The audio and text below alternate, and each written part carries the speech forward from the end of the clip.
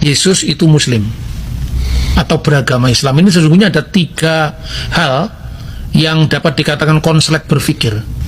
Jadi secara metodologis itu keliru. Pertama, mengaburkan antara aspek normativitas dan historisitas agama.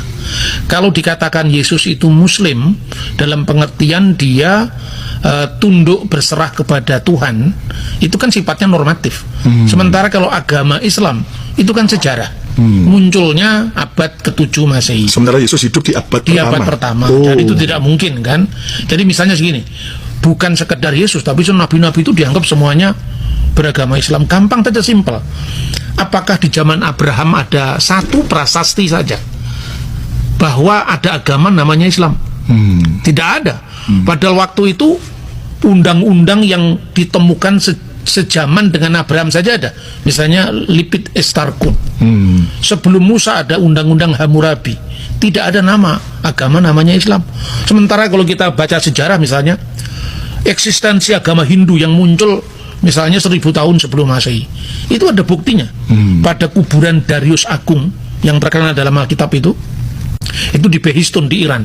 Itu ditemukan sebuah prasasti di kubur Darius Agung yang menyebut kata Hindu atau Hidu Saka Hauma Warga Saka, yang artinya kaum Saka di tanah Hindu dan kaum Saka di tanah rantau.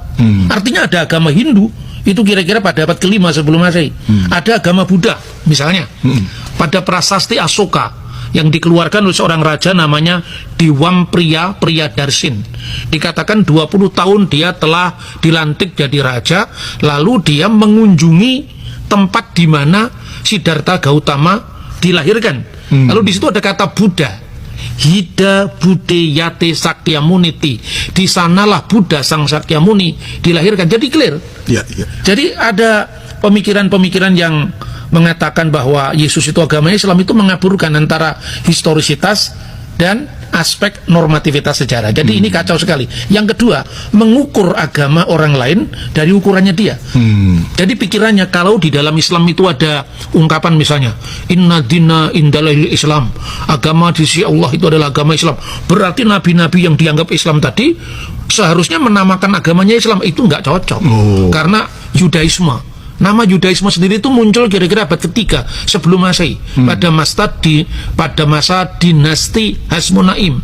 Karena Yudaisme, Yehudut, diperlawankan dengan Helenisme ketika terjadi Helenisasi atau Yunanisasi kebudayaan Ibrani.